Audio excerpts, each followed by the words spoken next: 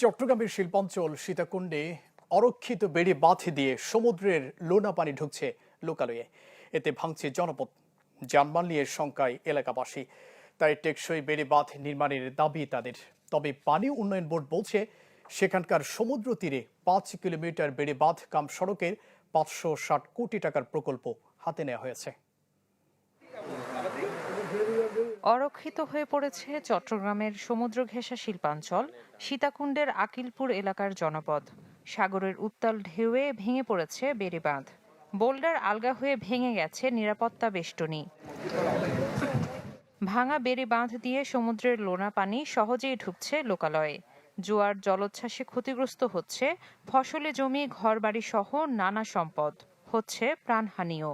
এমন পরিস্থিতিতে সীতাকুণ্ডের অন্যান্য এলাকার মতো আকিলপুরেও টেকসই বেড়িবাঁধ নির্মাণের দাবি স্থানীয়দের। নগদ পেমেন্টে 500 টাকা পর্যন্ত ক্যাশব্যাক আর লেনদেনে প্রতিদিন ডিপ ফ্রিজ এবং ঘন্টায় ঘন্টায় এসি, টিভি সহ দারুণ সব গিফট। 2-3 বছর পর পর বেড়িবাঁধ ভেঙে পানি জোয়ারে প্লাবিত হয়ে এখানে গরু, ছাগল, ফসলের ক্ষেত কামারি, ছোট বাচ্চারা অনেক ছেলেপেলে মারাও গেছে। এখানে দক্ষিণ দিকে যে শিপইয়ার্ড, ওই শিপইয়ার্ডের কারণে সাগরের ঢেউগুলো সরাসরি বেড়িবাঁধে আঘাত করছে না, এদিকে খালি থাকার পরিপ্রেক্ষিতে সরাসরি আঘাত করছে বেড়িবাঁধের দিকে।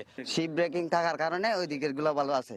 আমরা মনে করি এদিকে যদি কর্মসংস্থানে কিছু সৃষ্টি হয়, আমাদের এই এলাকার মানুষগুলোর কিছু কাজকর্মের একটা হিসেব কিতাব হয়। যদি এখানে শিপইয়ার্ড হয়, আপনার হাজার হাজার মানুষের কর্মসংস্থান হবে, সরকারে এবং উচ্চ মহলে রাজস্ব এখান থেকে আয় আসবে। আমাদের পাশে যে জায়গাটা এখনো খালি আছে, সেই জায়গাটা যদি দেশের উপকার হয়, জাতির উপকার হয়, এলাকার উপকার হয়, বাঙ্গনের থেকে রোধ হয়, তাহলে এটা শিপ ব্রেকিংয়ের আওতা আনা উচিত।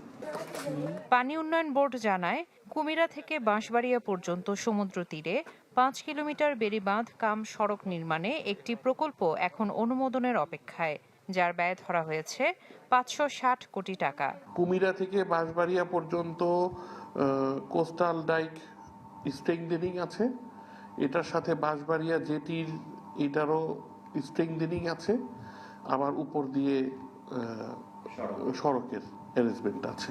এই প্রকল্প প্রস্তাব প্রস্তুত হয়ে গেছে, এটা অনুমোদনের জন্য প্ল্যানিং কমিশনের প্রেরণে করা হচ্ছে। এটা পাশ হলেই আমরা কাজ করব। প্রকল্পটি বাস্তবায়ন হলে এখানকার উপকূলবাসীর জানমাল রক্ষা সহ নতুন শিল্প কারখানা গড়ে উঠবে বলে আশা সংশ্লিষ্টদের। ইসরাত এমি, চ্যানেল 24, চট্টগ্রাম।